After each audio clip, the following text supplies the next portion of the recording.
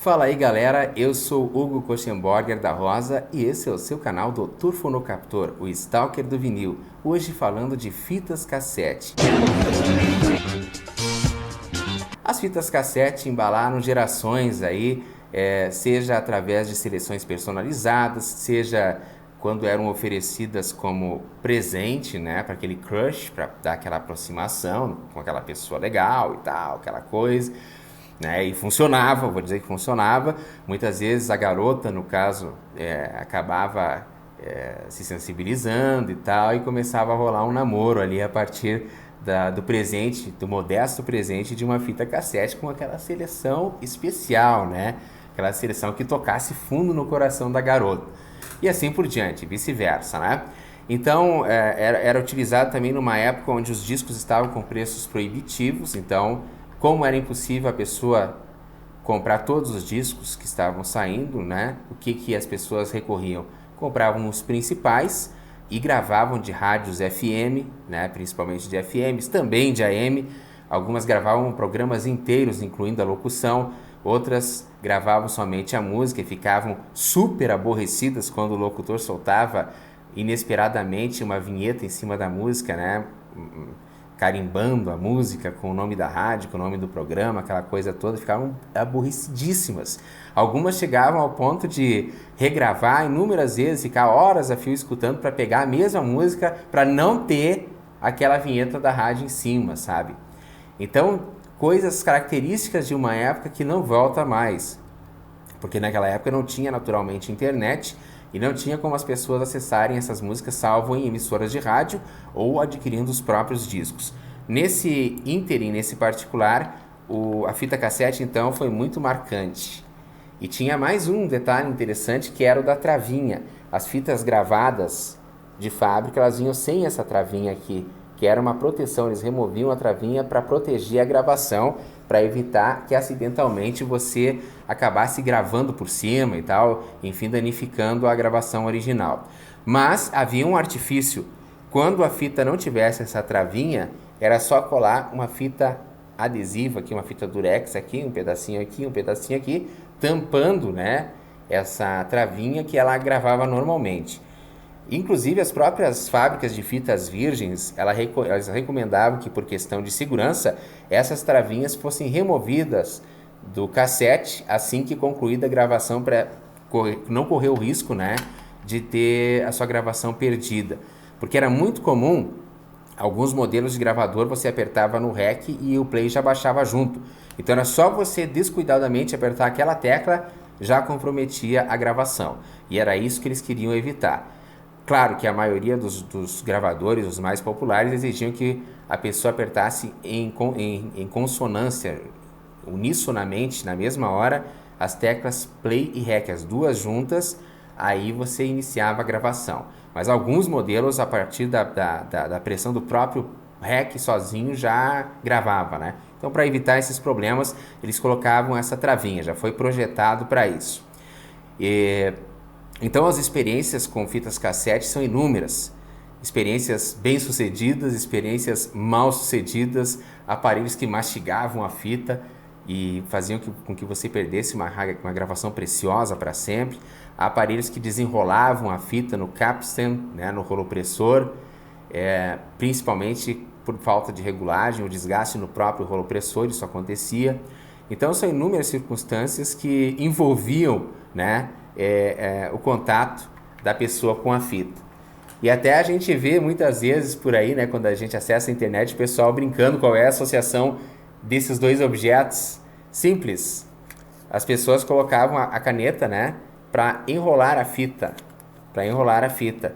Inclusive, se ela tá dura, por exemplo, essa caneta aqui não vai servir porque ela não é Bic, tem que ser Bic, tá? Essa aqui tá muito larga.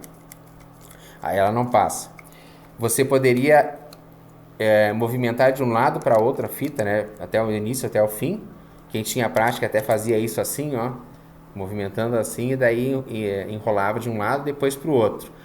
E daí a fita liberava, ela ficava mais levinha, né? Quando ela estava muito pesada, devido a muito tempo sem uso e tal, isso era comum acontecer. Então tinha táticas, tinha técnicas, tinha técnica para restaurar uma fita arrebentada e tal. Claro que nunca ficava perfeito, mas recuperava assim, de modo que pelo menos ela não fosse perdida no todo, né?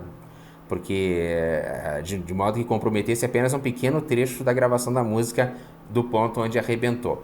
São experiências que foram acumuladas aí por todos os interessados e pesquisadores e fãs de fitas cassete. Agora, sobre essa questão, por exemplo, da fita desenrolar, vocês imaginem a dificuldade que era remover uma fita dessas quando você colocava, por exemplo, num automóvel, que muitos gravadores de automóvel, toca-fitas, melhor dizendo, eram colocados nessa posição a fita. Você enfiava assim, ó, ficava só essa pontinha para fora. Alguns outros era diferente, era assim, que se enfiava. Mas enroscava lá dentro, você não conseguia tirar a fita, era um terror. Não raro você tinha que recorrer à assistência técnica. Tinha que recorrer à assistência técnica para que o técnico abrisse todo o aparelho para fazer a remoção. Porque se você puxasse, fatalmente a fita ia arrebentar, e arrebentando você perderia um pedaço significativo da fita, né? Comprometeria a fita, e também corria o risco de que essa parte ficasse enroscada dentro do aparelho, comprometesse o mecanismo, de modo que você, ao tentar escutar uma outra fita, desse outro problema, podendo até mesmo estragar a outra fita. Então, olha, todos esses problemas técnicos que eu estou mencionando podem parecer uma encrenca danada, mas era tudo muito divertido. Na real, era tudo muito divertido. Eu, particularmente, nunca fui muito fã de fita cassete, porque eu sempre colecionei discos desde pequeno, né? Comecei a colecionar discos com 3 anos de idade, mais ou menos, bem novinho mesmo, e sempre preferi discos. Mas ninguém escapou dessa experiência, ninguém. Mesmo eu tinha muitas fitas cassete. Na proporção em relação à quantidade de discos que eu tinha, não era tantas, mas tinha muitas, tinha centenas de fitas cassete. E outra coisa, às vezes a pessoa ficava atucanada lá, e alguns modelos de radiogravador, de boombox, favoreciam para que a tecla fosse quebrada. Você dava muito contato no stop, no play, no fast forward, no rewind, para passar para trás e tal, passar para frente, para trás, e acabava quebrando a tecla, né? Era um negócio de louco, era uma mecânica complicadíssima. E eu vou falar agora um pouquinho sobre a história da fita cassete para vocês. A fita cassete é um padrão de fita magnética para gravação de áudio, lançado oficialmente em 1963, então ela tem um bom tempo, né? E foi uma invenção da empresa holandesa Philips. A fita magnética propriamente dita, que era a fita de rolo, a fita original mesmo, a primeira que existiu, quem inventou foi a BASF. Mas a cassete, o formato cassete, essa adaptação da fita magnética em um pequeno rolo para a fita cassete, então, foi uma criação exclusiva da Philips. A Philips sempre na frente, né? Sempre com o dedo na tecnologia. E o cassete era constituído basicamente por 2 carretéis e fita magnética e todo o mecanismo de movimento da fita, alojados em uma caixa plástica, né? Aqui. E isso facilitava muito a reprodução, a gravação, sem a necessidade de que a fita fosse rebobinada de um lado para outro. Com o tamanho de 10 cm por 7 cm, a caixa plástica permitia uma enorme economia de espaço e um excelente manuseio, né, em relação às fitas tradicionais. O audiocassete foi uma revolução, difundindo tremendamente a possibilidade de se gravar e se reproduzir. No início, a pequena largura da fita e a velocidade reduzida, né, para permitir uma duração de pelo menos 30 minutos em cada lado, comprometiam a qualidade do som, mas recursos tecnológicos foram sendo incorporados ao longo do tempo, tornando a qualidade bastante razoável. Recursos como novas camadas magnéticas, low noise, cromo, ferro puro e metal, entre outros, né, cabeças revolucionárias de gravação também, redução de ruídos, Dolby Noise Reduction, entre outros aspectos, acabaram então oferecendo uma qualidade cada vez melhor e um resultado bastante razoável. Os primeiros gravadores com audiocassete da Philips já eram portáteis, mas no final dos anos 70, com a invenção do Walkman pela Sony, um reprodutor de cassete super compacto de bolso com fone de ouvido, houve realmente a explosão do formato. A produção em massa de fitas cassetes iniciou em 1964 em Hannover, na Alemanha. Os cassetes de música pré-gravada, ou seja, aqueles de fábrica, como a gente chama, né? Também conhecidos comercialmente como musicassetes, foram lançados na Europa a partir de 1965. Nos Estados Unidos, em 1966, uma oferta inicial de 49 títulos pela Mercury Record Company, uma filial norte-americana da Philips, também introduziu popularmente o formato entre os americanos. E em 1971, a empresa Advent Corporation introduziu seu modelo 201 que combinou a redução de ruídos Dolby tipo B com uma fita de dióxido de cromo. Foi o lançamento oficial da fita cromo, com menos chiado e uma melhor capacidade de retenção de sons, né? Mais fidelidade. Entre as décadas de 1970, como eu havia falado, então em 1990, ocorreu o auge das fitas cassete. Agora, um detalhe bem curioso que a maioria dos apreciadores de fitas cassete vive se perguntando: quais foram os tipos de fitas cassete em termos de tamanho de durabilidade de gravação que foram lançados na história, comercialmente falando, né? Então, as fitas mais comuns, muitas delas nem tão comuns assim, eu nunca vi na vida, por exemplo, pessoalmente, foram as fitas C5 de duração mínima de apenas 5 minutos, usada apenas como demonstração. Eu conheci fitas assim, eram utilizadas principalmente para a distribuição de jingles e spots radiofônicos até a década de 90, né? E também para a gravação de músicas demo de artistas para serem enviadas às rádios. Então o artista gravava, dava certinho o tempo da música, acabava a fita, né? Havia também a C7, que é com a mesma finalidade, com 7 minutos, a C46 e a C60, que todos conhecem, foram as mais populares, a C74, não tão popular assim, a C90, que no início dos anos 80 ela até que tinha uma excelente saída e tal, mas com o passar do tempo ela acabou em desuso, né? E poucos utilizavam, até existia, mas era difícil de encontrar. E havia também a C100 e a C120, que era de 2 horas de duração, a C100 de 100 minutos e a C120 de 2 horas de duração, impressionante. Só que essa de 2 horas de duração, ela tinha como reflexo, como efeito colateral, que a banda da fita, a fita em si, ela era mais fina ainda do que essa aqui. Então ela era muito mais fácil de arrebentar. A fitinha cassete tradicional, ela já tem uma milimetragem aqui mínima, né? O negócio, ela é super delgada.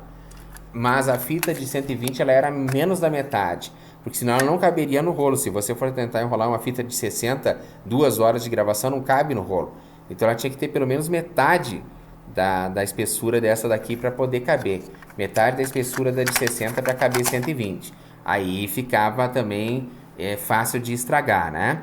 E como a recente participação do nosso amigo Daniel Tomás, nosso amigo inscrito aqui no canal, teve um grande sucesso, as pessoas curtiram bastante, o feedback foi muito bom. Novamente, aqui está ele de volta, hoje para falar sobre a sua experiência com fitas cassete que ele teve ali na década de 90. Olá galera, muito obrigado por estar aqui participando novamente do mais um vídeo do meu amigo aqui, Dr. Fonocaptor. Bom, eu vou contar um pouquinho pra vocês, um pouco da minha experiência que eu tive com fitas cassete lá na infância. A coisa era mais ou menos assim, tinha aquelas fitas genéricas, tipo VAT, Diplomat e etc. Eu comprava essas fitas genéricas, principalmente para fazer a gravação dos LPs. E meu pai tinha um daqueles 3 em 1 da famosa era do plástico, né? Como todo mundo já sabe. E daí eu botava os LPs para reproduzir nele e gravava as fitas cassete a partir dele. Geralmente ele fazia as gravações com som muito abafado, o grave muito retumbante. E sem contar esse problema, ele fazia um ruído insuportável, uma espécie de ronco. Ele funcionava mais ou menos assim, ele fazia assim, ó.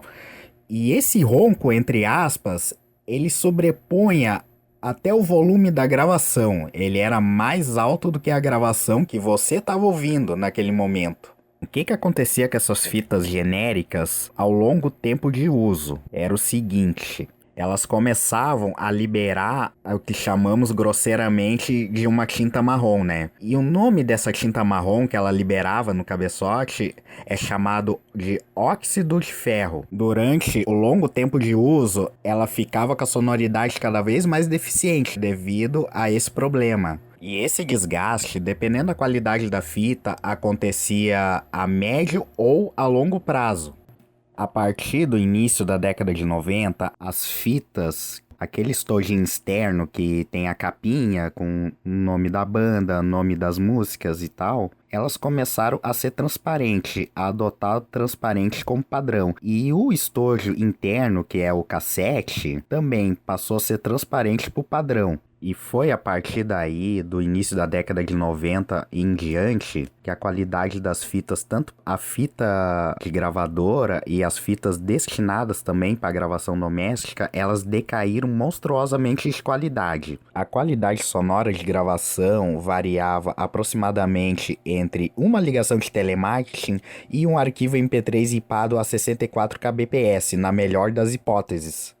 Esse problema começou a ser causado devido à baixa qualidade das fitas cassete fabricadas seguidamente, a baixa qualidade não só dos reprodutores de vinis, como também a qualidade do tape deck, com o objetivo de redução de custo, né? Colocações de componentes inferiores e mais baratos, assim para facilitar a venda dos mesmos. E além dos componentes de baixa qualidade, havia um problema na hora da realização da gravação. E esse problema foi começar a ser causado devido ao volume de gravação dos aparelhos dessa época em diante serem totalmente automáticos.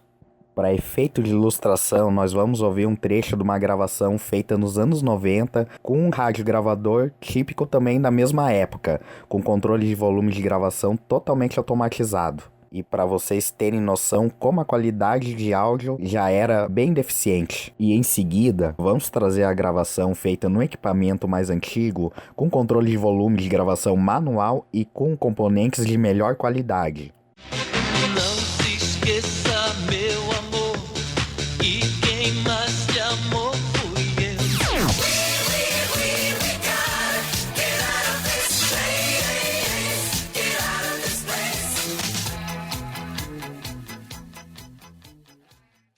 Falou, Daniel, valeu pelo registro aí então, né? Pessoal, então é isso aí. Eu espero que vocês tenham curtido o vídeo de hoje. Até o próximo programa aí, né? A próxima edição dos nossos programas. E fica aquele abraço do Gucar. Tchau, tchau.